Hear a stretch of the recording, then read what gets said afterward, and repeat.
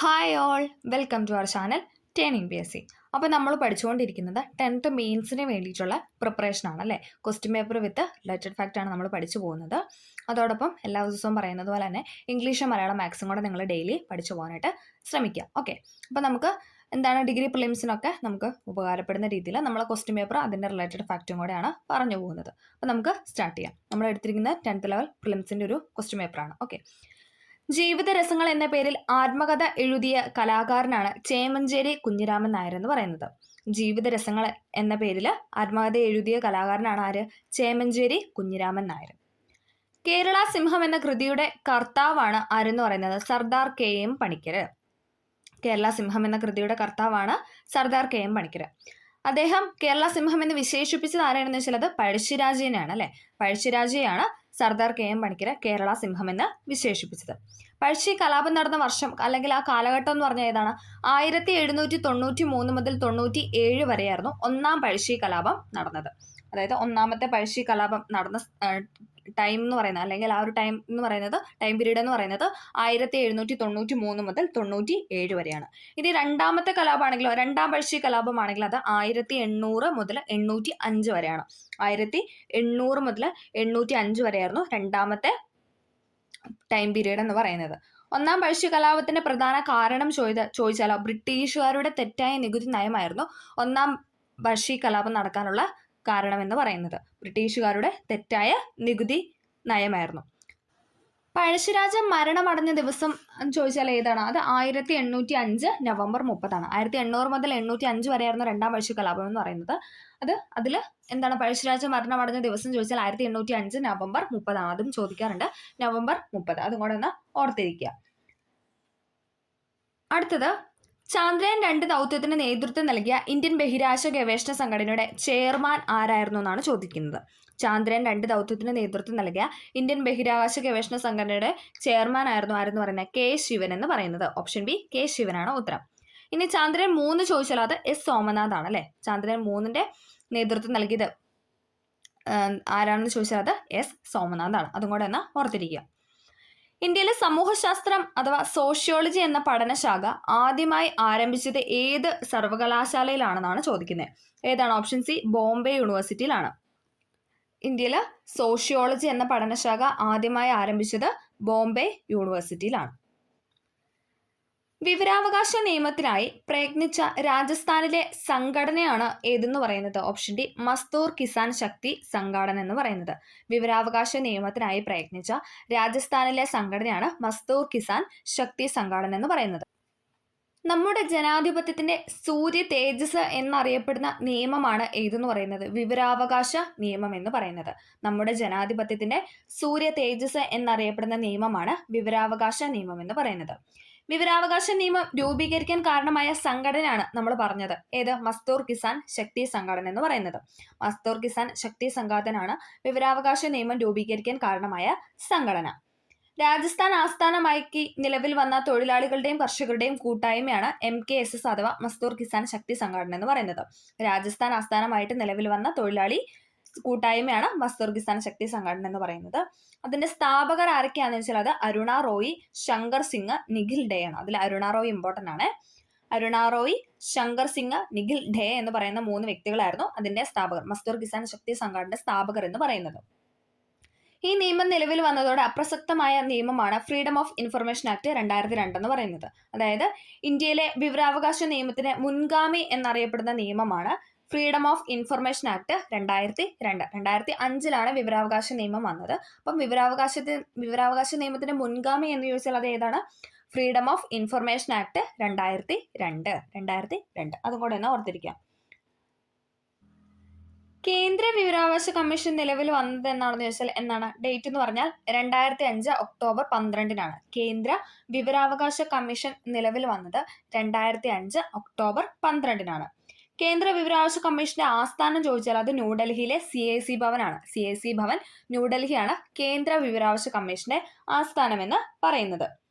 കേന്ദ്ര വിവരാവകാശ കമ്മീഷനിൽ ഒരു ചീഫ് ഇൻഫർമേഷൻ കമ്മീഷണറും 10ൽ കവിയാത്ത ഇൻഫർമേഷൻ കമ്മീഷണർമാരും അടങ്ങിയിരിക്കുന്നതാണ് അതിന്റെ എന്തെന്ന് പറയുന്ന ആ ഒരു സ്ട്രക്ചർ എന്ന് പറയുന്നത്. അതായത് ചീഫ് ഇൻഫർമേഷൻ കമ്മീഷണറും ഉണ്ട്, 10 കവിയാത്ത അതായത് 10 കൂടാത്ത അംഗങ്ങളുമാണ് ഉള്ളത്. മൊത്തം 11 പേരാണ് ഉള്ളത്. അത് നമ്മുടെ അടുത്ത് സ്റ്റേറ്റ്മെന്റ് ആയിട്ട് ചോദിച്ചിട്ടുണ്ട്. 10 കുറയാത്ത എന്ന് പറഞ്ഞ ഒരു സ്റ്റേറ്റ്മെന്റ് നേരത്തെ എക്സാമിന് വന്നിട്ടുണ്ട്, തെറ്റാണ്.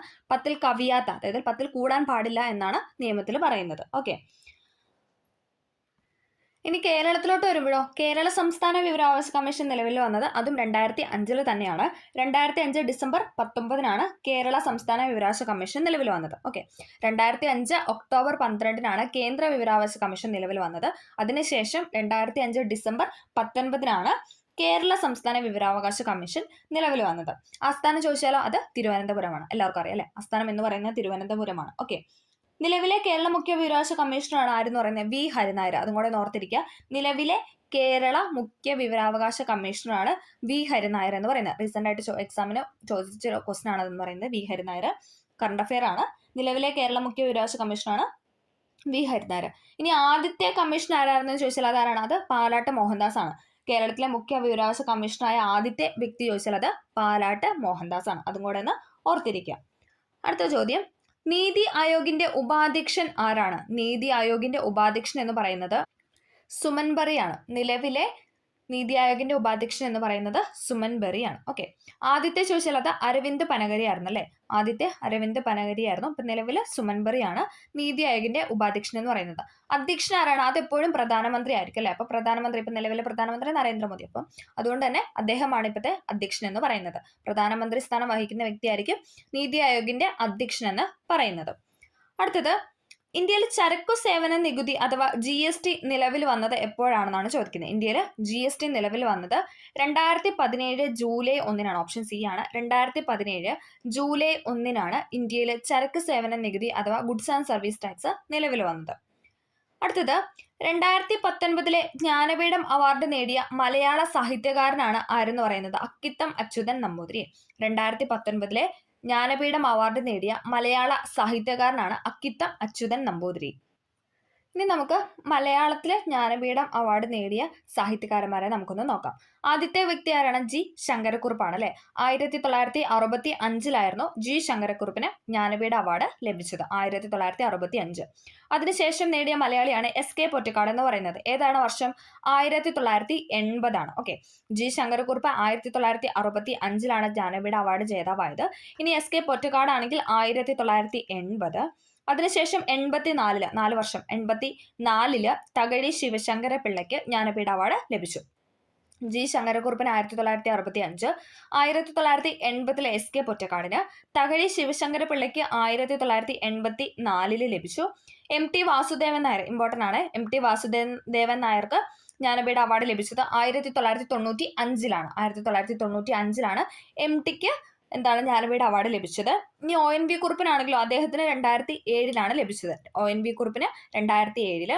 അതിനുശേഷം last 2019 Akkitham Achuthan Namboothiri. Okay, G Sankara Kurup 1965, SK Pottekkatt 1980, Thakazhi Sivasankara Pillai 1984, MT Vasudevan Nair 1995, ONV Kurup 2007, 2019 Akkitham Achuthan Namboothiri.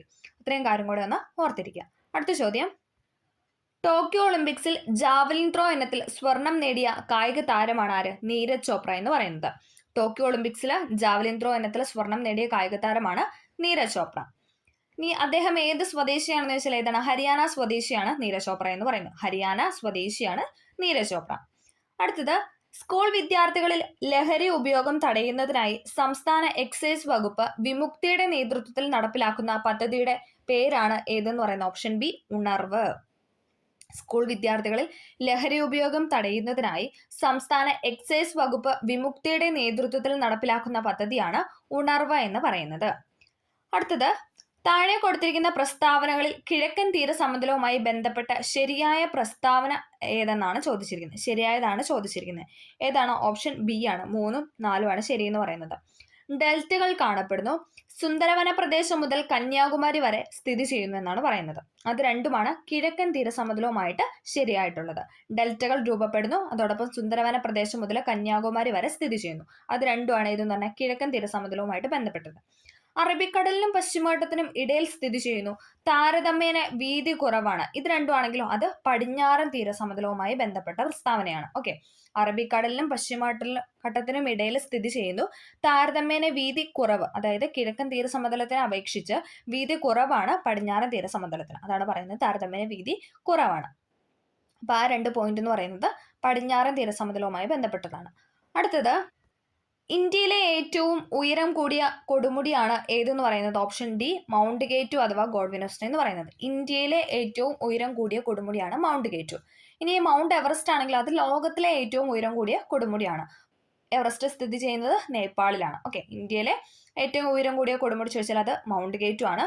ഇനി മൗണ്ട് എവറസ്റ്റ് ആണെങ്കിൽ അത് ലോകത്തിലെ ഏറ്റവും ഉയരം കൂടിയ കൊടുമുടിയാണ്. അടുത്തത്, ഉപദ്വീപീയ നദികളിൽ ഏറ്റവും നീളം കൂടിയ നദിയാണ് ഏതെന്ന് പറയുന്നത്? ഓപ്ഷൻ ബി, ഗോദാവരി എന്ന് പറയുന്നത്. ഉപദ്വീപീയ നദികളിൽ ഏറ്റവും നീളം കൂടിയ നദിയാണ് ഗോദാവരി. കിഴക്കോട്ടൊഴുകുന്ന പ്രധാന ഉപദ്വീപീയ നദികളാണ് മഹാനദി, ഗോദാവരി, കൃഷ്ണ, കാവേരി എന്ന് പറയുന്നത്. കിഴക്കോട്ടൊഴുകുന്ന പ്രധാന ഉപദ്വീപീയ നദികളാണ് ഏതെന്ന് പറയുന്നത്?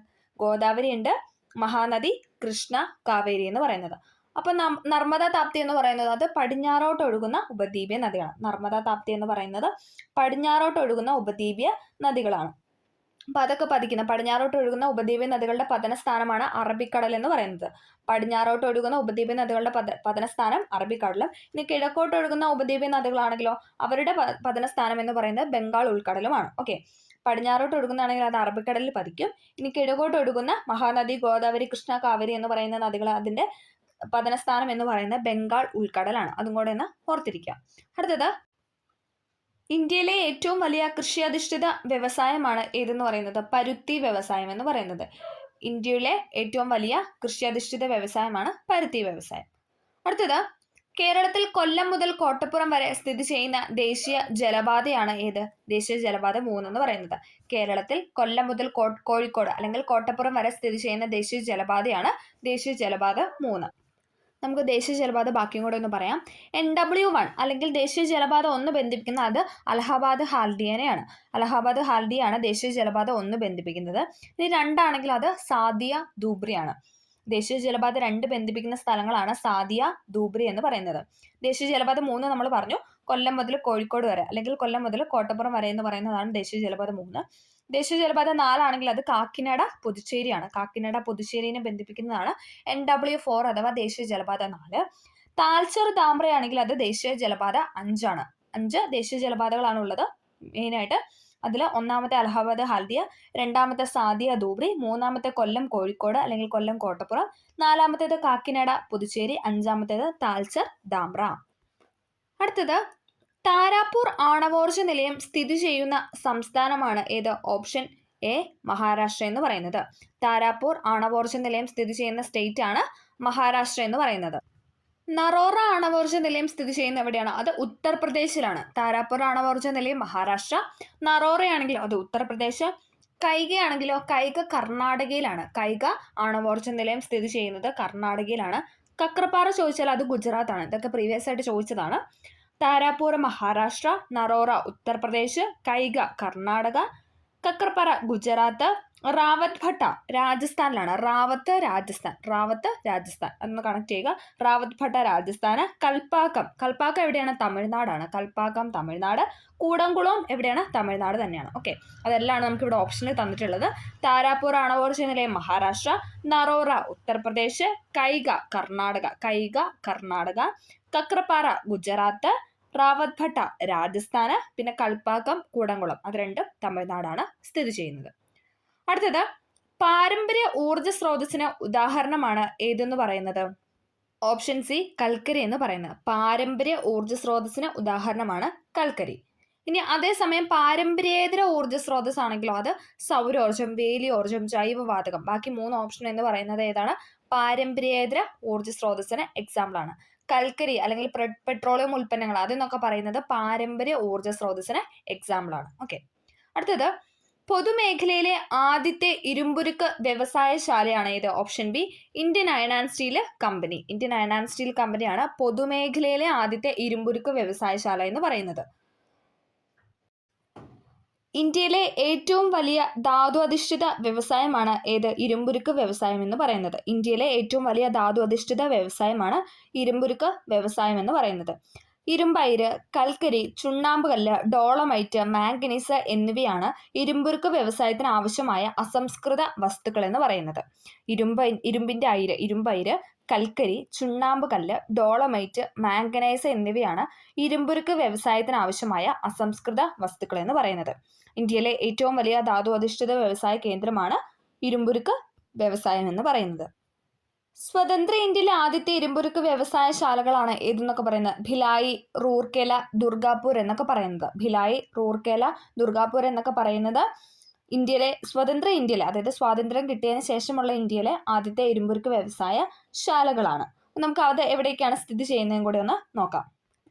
ഭിലായി ഇരുമ്പുരുക്ക് ശാല സ്ഥിതി ചെയ്യുന്നത് എവിടെയാണ്? അത് ഛത്തീസ്ഗഡിലാണ്. ഭിലായി ഛത്തീസ്ഗഡിലാണ്. സഹായം നൽകിയ രാജ്യം ചോദിച്ചാൽ അത് റഷ്യയാണ്. എപ്പോഴും ചോദിക്കുന്നതാണ്. ഭിലായി സ്ഥിതി ചെയ്യുന്ന സംസ്ഥാനം അത് ഛത്തീസ്ഗഡാണ്. സഹായിച്ച രാജ്യം എന്ന് പറയുന്നത് അത് റഷ്യയാണ്. റഷ്യ അല്ലെങ്കിൽ സോവിയറ്റ് യൂണിയൻ, USSR എന്നൊക്കെ പറയാം. ഭിലായി ഛത്തീസ്ഗഡ്, റഷ്യ, അങ്ങനെ തന്നെ പഠിക്കാം. അടുത്തത് റൂർക്കേല ആണെങ്കിലോ? റൂർക്കേല സ്ഥിതി ചെയ്യുന്നത് ഒഡീഷയിലാണ്. ഒഡീഷയിലാണ്. സഹായം ചെയ്ത രാജ്യമാണ് ജർമ്മനി എന്ന് പറയുന്നത്. ഓക്കെ, അപ്പൊ ഭിലായി ഛത്തീസ്ഗഡ്, റഷ്യ. റൂർക്കേല ഒഡീഷ, ജർമ്മനി. അടുത്തത് ദുർഗാപൂര് ബംഗാളിലാണ്. ദുർഗാപൂര് ഏത് സ്റ്റേറ്റിലാണെന്ന് ചോദിച്ചാൽ അത് പശ്ചിമ ബംഗാളിലാണ്. സഹായം നൽകിയ രാജ്യം ബ്രിട്ടൻ ആണ്. അപ്പൊ ബംഗാളിന്റെ ബി, ബ്രിട്ടന്റെ ബി കണക്ട് ചെയ്യുക. ദുർഗാപൂര്, ബംഗാള്, ബ്രിട്ടൻ. അടുത്ത ബൊക്കാറോ, അപ്പൊ ലാസ്റ്റ് ഒരു റായ് ഉണ്ട്, അപ്പൊ അത് റഷ്യ വെച്ചിട്ട് കണക്ട് ചെയ്യുക. സഹായം നൽകിയ രാജ്യം റഷ്യയാണ്.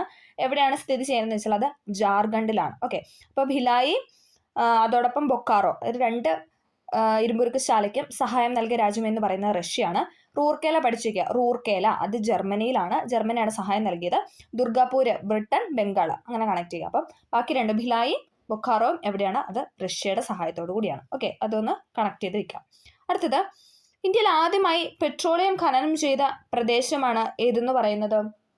ഓപ്ഷൻ സി, ദിഗ്ബോയ് എന്ന് പറയുന്നത്. ഇന്ത്യയിൽ ആദ്യമായി പെട്രോളിയം ഖനനം ചെയ്ത പ്രദേശമാണ് ദിഗ്ബോയ്. ദ്രാവക സ്വർണം എന്നറിയപ്പെടുന്നത് പെട്രോളിയമാണ്. ലിക്വിഡ് ഗോൾഡ് അല്ലെങ്കിൽ ദ്രാവക രൂപത്തിലുള്ള സ്വർണം എന്നറിയപ്പെടുന്നത് പെട്രോളിയമാണ്. ഇന്ത്യയിൽ പ്രധാനമായും പെട്രോളിയം ഉൽപ്പാദിപ്പിക്കുന്ന സംസ്ഥാനം ചോദിച്ചാൽ അത് രാജസ്ഥാനിലാണ്. ഇന്ത്യയിലെ പ്രധാനമായും പെട്രോളിയം ഉൽപ്പാദിപ്പിക്കുന്ന സ്റ്റേറ്റ് ആണ് രാജസ്ഥാൻ എന്ന് പറയുന്നത്. അസാം, മഹാരാഷ്ട്ര, ഗുജറാത്ത് എന്നിവയാണ് പെട്രോളിയം ഉൽപ്പാദിപ്പിക്കുന്ന മറ്റ് സ്റ്റേറ്റുകൾ എന്ന് പറയുന്നത്. അപ്പം രാജസ്ഥാനാണ് മെയിൻ ആയിട്ടുള്ളത്. അതോടൊപ്പം അസാം, മഹാരാഷ്ട്ര, ഗുജറാത്തും ഉണ്ട്. ഇന്ത്യയിലെ ഏറ്റവും പഴക്കമേറിയ എണ്ണപ്പാടം ഏതാണ്? ദിഗ്ബോയ് ആണ്. അത് എവിടെയാണെന്ന് ചോദിച്ചാൽ അത് അസാമിലാണ്. അതാണ് നമ്മുടെ ക്വസ്റ്റ്യൻ. ഇന്ത്യയിൽ ആദ്യമായി അല്ലെങ്കിൽ പഴക്കം ചെന്ന പെട്രോളിയം ഖനനം ചെയ്ത പ്രദേശമാണ് ദിഗ്ബോയ് എന്ന് പറയുന്നത്. ദിഗ്ബോയ് സ്ഥിതി ചെയ്യുന്നത് അസാമിലാണ്. ഇന്ത്യയിൽ ആദ്യമായി പെട്രോളിയം ഖനനം ചെയ്തത് ദിഗ്ബോയിൽ നിന്നാണ്. 1901 ദിഗ്ബോയ് എണ്ണപ്പാടം കമ്മീഷൻ ചെയ്തത്. അസാം ഓയിൽ കമ്പനി സ്ഥാപിച്ച ദിഗ്ബോയുടെ നിലവിലെ നിയന്ത്രണം ഇന്ത്യൻ ഓയിൽ കോർപ്പറേഷൻ ആണ്. ഓക്കെ, അപ്പൊ നിലവിലെ അസാം ഓയിൽ കമ്പനി നിർമ്മിച്ച ദിഗ്ബോയുടെ നിയന്ത്രണം എന്ന് പറയുന്നത് ഇന്ത്യൻ ഓയിൽ കോർപ്പറേഷന്റെ കീഴിലാണ്. അസാമിലെ മറ്റു പ്രധാന എണ്ണ ഉൽപാദന കേന്ദ്രങ്ങളാണ് നഹർകാത്തിയ, മൊറാൻ, ഹഗ്രിയാൻ എന്ന് പറയുന്നത്. രണ്ടും SCRT ഫാക്റ്റ് ആണ്. ഓക്കെ, അതങ്ങനെ ചോദിച്ച് കണ്ടിട്ടില്ല. ഇന്ത്യയിലെ ഏറ്റവും വലിയ എണ്ണപ്പാടം ചോദിച്ചാൽ അത് മുംബൈ ഹൈ ആണ്. നമുക്ക് ഓപ്ഷൻ തന്നിട്ടുണ്ട്. മുംബൈ ഹൈ ആണ് ഇന്ത്യയിലെ ഏറ്റവും വലിയ എണ്ണപ്പാടം എന്ന് പറയുന്നത്. അതോടൊപ്പം ഇന്ത്യയിൽ ആദ്യമായി പെട്രോളിയം ഖനനം ചെയ്ത അല്ലെങ്കിൽ ഏറ്റവും പഴക്കം ചെന്ന പെട്രോളിയം ഖനനം ചെയ്ത പ്രദേശമാണ് ദിഗ്ബോയ് എന്ന് പറയുന്നത്. ഇന്ത്യയിലെ ഏറ്റവും വലിയ എണ്ണപ്പാടം എന്ന് ചോദിച്ചാൽ അത് മുംബൈ ഹൈ ആണ്. മുംബൈ ഹൈ. അടുത്തത്, ഇന്ത്യയിൽ ധാതുക്കളുടെ കലവറ എന്നറിയപ്പെടുന്ന ഭൂപ്രകൃതി വിഭാഗമാണ് ഏതെന്ന് പറയുന്നത്? ഓപ്ഷൻ ഡി, ഉപദ്വീപീയ പീഠഭൂമി എന്ന് പറയുന്നത്. ഇന്ത്യയിലെ ധാതുക്കളുടെ കലവറ എന്നറിയപ്പെടുന്ന ഭൂപ്രകൃതി വിഭാഗമാണ് ഉപദ്വീപീയ പീഠഭൂമി. ഇന്ത്യയിലെ ഏറ്റവും പഴക്കമേറിയ ഭൂവിഭാഗം ചോദിച്ചാൽ അതും ഉപദ്വീപീയ പീഠഭൂമി തന്നെയാണ്. ഇത് വിവേകയോട് ചോദിച്ച ക്വസ്റ്റ്യൻ ആണ്. ഇന്ത്യയിലെ ഏറ്റവും പഴക്കമേറിയ ഭൂവിഭാഗം എന്നറിയപ്പെടുന്നത് ഉപദ്വീപീയ പീഠഭൂമിയാണ്. ഉപദ്വീപീയ പീഠഭൂമിയിൽ നിന്ന് ഉത്ഭവിക്കുന്ന നദികൾ നമ്മൾ പറഞ്ഞായിരുന്നല്ലേ? ഗോദാവരി, മഹാനദി, കൃഷ്ണ, നർമ്മദ, താപ്തി. ഇതൊക്കെ എന്താണ്? ഉപദ്വീപീയ പീഠഭൂമിയിൽ നിന്ന് ഉത്ഭവിക്കുന്ന നദികളാണ്. അതിൽ നർമ്മദയും താപ്തിയാണ് പടിഞ്ഞാറോട്ട് ഒഴുകുന്നത്. ബാക്കി നദികളെല്ലാം കിഴക്കോട്ട് ഒഴുകുന്നതെന്ന് നമ്മൾ പറഞ്ഞായിരുന്നു. അടുത്തത്, താഴെ കൊടുത്തിരിക്കുന്നതിൽ സമത്വത്തിനുള്ള അവകാശങ്ങളിൽ ഉൾപ്പെടാത്തത് ഏതാണെന്നാണ് ചോദിക്കുന്നത്. സമത്വത്തിനുള്ള അവകാശങ്ങളിൽ ഉൾപ്പെടാത്തതാണ് ചോദിച്ചിരിക്കുന്നത്. ഏതാണ്? ഓപ്ഷൻ ബി ആണ്. കുറ്റകൃത്യം ചെയ്തവരെ സംബന്ധിച്ചുള്ള സംരക്ഷണം എന്ന് പറയുന്നത് സമത്വത്തിനുള്ള അവകാശങ്ങളിൽ ഉൾപ്പെടാത്തതാണ്. അതേസമയം നിയമത്തിനു മുന്നിൽ സമത്വം ഉറപ്പാക്കൽ, പൊതു നിയമനങ്ങളിൽ അവസര സമത്വം, തൊട്ടുകൂടായ്മ നിർത്തലാക്കൽ, ഇതൊക്കെ എന്താണ്? ഇതൊക്കെ സമത്വത്തിനുള്ള അവകാശങ്ങളിൽ ഉൾപ്പെടുന്ന അവകാശങ്ങളാണ്. കുറ്റകൃത്യം ചെയ്തവരെ സംബന്ധിച്ചുള്ള സംരക്ഷണം എന്ന് പറയുന്നത് സമത്വത്തിനുള്ള അവകാശങ്ങളിൽ ഉൾപ്പെടാത്തതാണ്. അടുത്തത്, ഭരണഘടനയുടെ ഏത് ഭാഗത്തിലാണ് മൗലിക കർത്തവ്യങ്ങളെക്കുറിച്ച് പ്രതിപാദിക്കുന്നത്? മൗലിക കർത്തവ്യങ്ങളെക്കുറിച്ച് പ്രതിപാദിക്കുന്നത് ഭാഗം 4A ഭാഗം 4A മൗലിക കർത്തവ്യങ്ങളെക്കുറിച്ച് പരാമർശിക്കുന്നത്. മൗലിക കടമകൾ ഇന്ത്യൻ ഭരണഘടനയിൽ കൂട്ടിച്ചേർത്ത ഭേദഗതി ചോദിച്ചാലോ അത് 42ാം ഭരണഘടനാ ഭേദഗതിയാണ്. 1976 42ാം ഭരണഘടനാ ഭേദഗതി പ്രകാരമാണ് മൗലിക കടമകൾ എന്ന ആശയം ഇന്ത്യൻ ഭരണഘടനയിൽ കൂട്ടിച്ചേർത്തത്.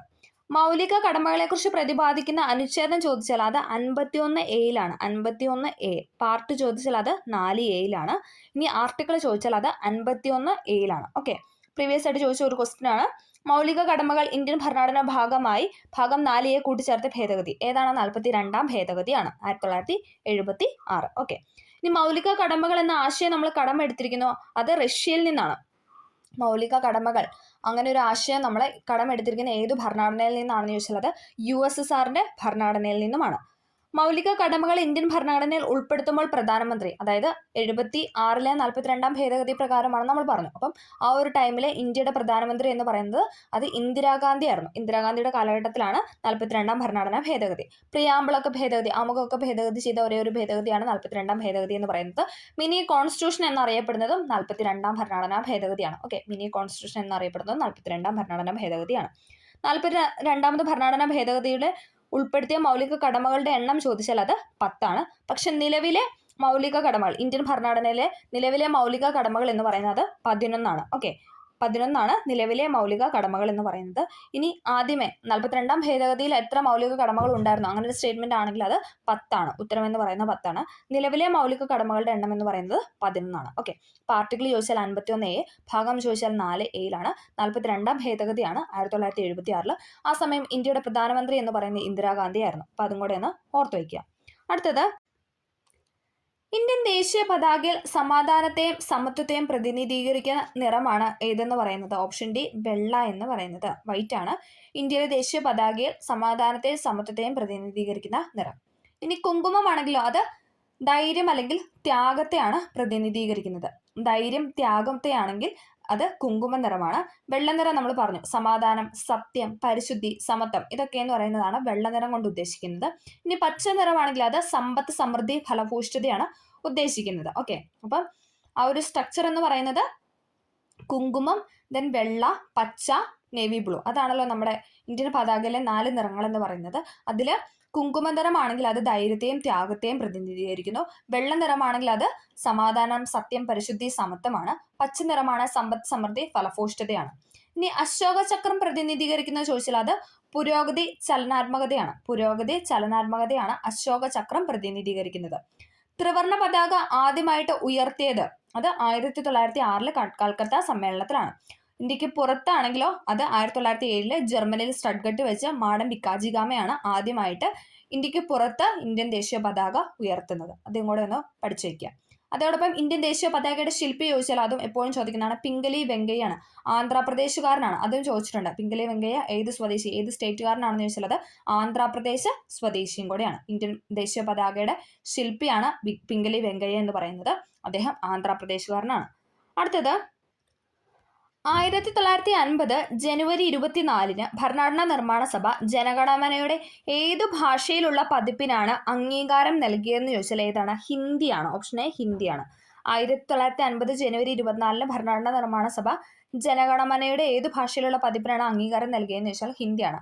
അതോടൊപ്പം എന്താണ്? നമ്മുടെ ദേശീയ ഗീതവും ജനുവരി 24 ഭരണഘടനാ നിർമ്മാണ സഭ അംഗീകാരം നൽകിയത്. ഇനി അത് മുദ്രയാണെങ്കിൽ, ദേശീയ മുദ്രയാണെങ്കിൽ അത് ജനുവരി 26 ദേശീയ മുദ്രയാണെങ്കിൽ ജനുവരി 26 1950 ജനുവരി 26. ഓക്കെ, ഇന്ത്യയുടെ ദേശീയ ഗീതമാണ് ഏത്? വന്ദേ മാതരം. ഓപ്ഷൻ ബി, വന്ദേ മാതരമാണ് ഇന്ത്യയുടെ ദേശീയ ഗീതം എന്ന് പറയുന്നത്. ദേശീയ ഗീതം രചിച്ചത് ആരാണ്? എപ്പോഴും ചോദിക്കുന്നതാണ്. ബങ്കിം ചന്ദ്ര ചാറ്റർജിയാണ് ദേശീയ ഗീതം രചിച്ചത്. ഇനി സംഗീതം നൽകിയത് ജാദുനാഥ് ഭട്ടാചാര്യയാണ്. ദേശീയ ഗീതമായ വന്ദേ മാതരത്തിന് സംഗീതം നൽകിയത് ജാദുനാഥ് ഭട്ടാചാര്യ. ദേശീയ ഗീതം ചിട്ടപ്പെടുത്തിയിരിക്കുന്ന രാഗം ചോദിച്ചാലോ അത് ദേശ് രാഗമാണ്. ദേശീയ ഗീതം ചിട്ടപ്പെടുത്തിയിരിക്കുന്ന രാഗം ചോദിച്ചാൽ അത് ദേശ് എന്ന രാഗമാണ്. ഇനി ദേശീയ ഗാനമാണെങ്കിൽ അതും കൂടെ ഒന്ന് ഓർത്തിരിക്കുക. ദേശീയ ഗാനം ചിട്ടപ്പെടുത്തിയിരിക്കുന്ന രാഗം ചോദിച്ചാൽ അത് ശങ്കരാഭരണമാണ്. ഓക്കെ, ദേശീയ ഗാനം ശങ്കരാഭരണം. ദേശീയ ഗീതം ദേശ് എന്ന രാഗത്തിലുമാണ്. ഓക്കെ, ദേശീയഗീതം എഴുതിയത് ഹൂഗ്ലി നദിയുടെ തീരത്ത് വെച്ചാണ്. ഹൂഗ്ലി നദിയുടെ തീരത്ത് വെച്ചിട്ടാണ് ദേശീയഗീതം എഴുതിയത്. വരികൾ എടുത്തിരിക്കുന്നത് ഏത് നോവലിൽ നിന്നാണ്? ബങ്കിം ചന്ദ്ര ചാറ്റർജിയുടെ ഏത് നോവലിൽ നിന്നാണെന്ന് എപ്പോഴും ചോദിക്കാറുണ്ട്. ഏതാണ്? ആനന്ദമഠത്തിൽ നിന്നുമാണ്. ഓക്കെ, വന്ദേമാതരം എടുത്തിരിക്കുന്നത് ആനന്ദമഠം എന്ന നോവലിൽ നിന്നുമാണ്. ആ നോവലിന്റെ പശ്ചാത്തലം അല്ലെങ്കിൽ അതിന്റെ ഇതിവൃത്തം ചോദിച്ചാൽ എന്താണ്? അത് സന്യാസി കലാപമാണ് അല്ലെ, സന്യാസി കലാപമാണ്. ആദ്യമായിട്ട് ദേശീയ ഗീതം ആലപിച്ചത് ചോദിച്ചാൽ അത് 1896 1896 ദേശീയ ഗീതം ആദ്യമായിട്ട് ആലപിച്ചത്. INCയുടെ കൊൽക്കത്ത സമ്മേളനത്തിൽ വെച്ച്. ആരാണ് ആദ്യമായിട്ട് ആലപിച്ചത്? അത് ടാഗോർ ആണ്. രവീന്ദ്രനാഥ ടാഗോർ ആണ് ആദ്യമായിട്ട് ദേശീയ ഗീതം ആലപിച്ചത് 1896 INCയുടെ കൊൽക്കത്ത സമ്മേളനത്തിൽ വെച്ചിട്ട്. വന്ദേമാതരത്തിന്റെ ഇംഗ്ലീഷ് പരിഭാഷ അറിയപ്പെടുന്നത് അതെങ്ങനെയാണ്? മദർ ഐ ബോ ടു ദീ എന്നാണ്. മദർ ഐ ബോ ടു ദീ എന്നാണ് വന്ദേമാതരത്തിന്റെ ഇംഗ്ലീഷ് പരിഭാഷ അറിയപ്പെടുന്നത്. ഇനി ഇംഗ്ലീഷ് പരിഭാഷ എഴുതിയത് ആരാണെന്ന് ചോദിച്ചാൽ അത് അരവിന്ദ ഘോഷാണ്. അരവിന്ദ ഘോഷാണ് ഇംഗ്ലീഷ് പരിഭാഷ, ദേശീയ ഗീതത്തിന്റെ ഇംഗ്ലീഷ് പരിഭാഷ എഴുതിയത്. ഇനി ദേശീയ ഗീതം എഴുതിയത് ചോദിച്ചാൽ അത് ബങ്കിം ചന്ദ്ര ചാറ്റർജിയാണ്. ഓക്കെ, തമിഴിലെ പരിഭാഷ നിർവഹിച്ചത് പ്രീവിയസ് ഇയർ ക്വസ്റ്റൻ ആണ്. തമിഴിലെ പരിഭാഷ നിർവഹിച്ചത്, ദേശീയ ഗീതത്തിന്റെ തമിഴ് പതിപ്പ് നിർവഹിച്ചത് സുബ്രഹ്മണ്യ ഭാരതിയാണ് ദേശീയ ഗീതത്തിന് തമിഴ് പതിപ്പ് നിർവഹിച്ചത്. ഓക്കെ, അപ്പം ദേശീയ ഗീതം വന്ദേമാതരമാണ്. എഴുതിയത് ബങ്കിം ചന്ദ്ര ചാറ്റർജി. സംഗീതം നൽകിയത് ജാദുനാഥ് ഭട്ടാചാര്യാണ്. ചിട്ടപ്പെടുത്തിയിരിക്കുന്ന രാഗം എന്ന് പറയുന്നത് ദേശ് രാഗത്തിലുമാണ്. അതും കൂടെ ഒന്ന് ഓർത്തിരിക്കുക. ഓക്കെ, അടുത്തത് ദേശീയ മനുഷ്യാവകാശ നിയമം പാർലമെന്റ് പാസാക്കിയ വർഷമാണ് 1993. ദേശീയ മനുഷ്യാവകാശ നിയമം പാർലമെന്റ് പാസാക്കിയ വർഷം എന്ന് ചോദിച്ചാൽ അത് 1993. ഇന്ത്യയിലെ മനുഷ്യാവകാശങ്ങളുടെ കാവൽക്കാരനാണ് ദേശീയ മനുഷ്യാവകാശ കമ്മീഷൻ എന്ന് പറയുന്നത്. ഇന്ത്യയിലെ മനുഷ്യാവകാശങ്ങളുടെ കാവൽക്കാരനാണ് ദേശീയ മനുഷ്യാവകാശ കമ്മീഷൻ എന്ന് പറയുന്നത്. 1993 സെപ്റ്റംബർ 28 നിലവിൽ വന്ന മനുഷ്യാവകാശ സംരക്ഷണ ഓർഡിനൻസ് പ്രകാരമാണ് 1993 ഒക്ടോബർ 12 ദേശീയ മനുഷ്യാവകാശ കമ്മീഷൻ നിലവിൽ വന്നത്. അപ്പോൾ ആ ഡേറ്റ് പഠിച്ചിരിക്കണം. 1993 ഒക്ടോബർ 12 ഏതെന്ന് പറയുന്നത് ദേശീയ മനുഷ്യാവകാശ കമ്മീഷൻ നിലവിൽ വരുന്നത്. ഓക്കെ, അതൊന്ന് പഠിച്ചു വയ്ക്കുക. ദേശീയ മനുഷ്യാവകാശ കമ്മീഷൻ ആപ്തവാക്യം ചോദിച്ചാൽ അത് സർവേ ഭവന്തു സുഖിനയാണ്. സർവേ ഭവന്തു സുഖിന എന്ന് പറയുന്നതാണ് ദേശീയ മനുഷ്യാവകാശ കമ്മീഷന്റെ ആപ്തവാക്യം എന്ന് പറയുന്നത്. എല്ലാവരും സന്തോഷത്തിലായിരിക്കട്ടെ എന്നാണ് ആ വാക്യത്തിന്റെ അർത്ഥം. സർവേ ഭവന്തു സുഖിന എന്ന് പറയുന്നത് എല്ലാവരും സന്തോഷത്തിലായിരിക്കട്ടെ എന്നാണ് അതിന്റെ അർത്ഥം എന്ന് പറയുന്നത്. ഓക്കെ, അപ്പം അതും കൂടെ ഒന്ന് കണക്ട് ചെയ്ത് വെക്കുക. അടുത്ത ക്വസ്റ്റ്യൻ ഡിലീറ്റഡ് ആണ്. താഴെ കൊടുത്തിരിക്കുന്നതിൽ മതേതരത്വം എന്നതുകൊണ്ട് അർത്ഥമാക്കുന്നത്, താഴെ തന്നിരിക്കുന്നതിൽ മതേതരത്വം എന്നതുകൊണ്ട് അർത്ഥമാക്കുന്ന ഏതാണെന്നാണ് ചോദിക്കുന്നത്. ഏതാണ്? ഓപ്ഷൻ എ ആണ്. ഇന്ത്യക്ക് ഒരു ഔദ്യോഗിക മതമില്ല. ഇന്ത്യക്ക് ഒരു ഔദ്യോഗിക മതമില്ല എന്ന് പറയുന്നതാണ് കറക്റ്റ് ആൻസർ ആയിട്ട് കൊടുത്തിരിക്കുന്നത്. അടുത്തത് തൊട്ടുകൂടായ്മ നിരോധന നിയമം നിലവിൽ വന്ന വർഷം ഏതാണ്? തൊട്ടുകൂടായ്മ നിരോധന നിയമം നിലവിൽ വന്ന വർഷമാണ് ഏതെന്ന് പറയുന്ന ഓപ്ഷൻ സി 1955. 1955 തൊട്ടുകൂടായ്മ നിരോധന നിയമം നിലവിൽ വന്നത്.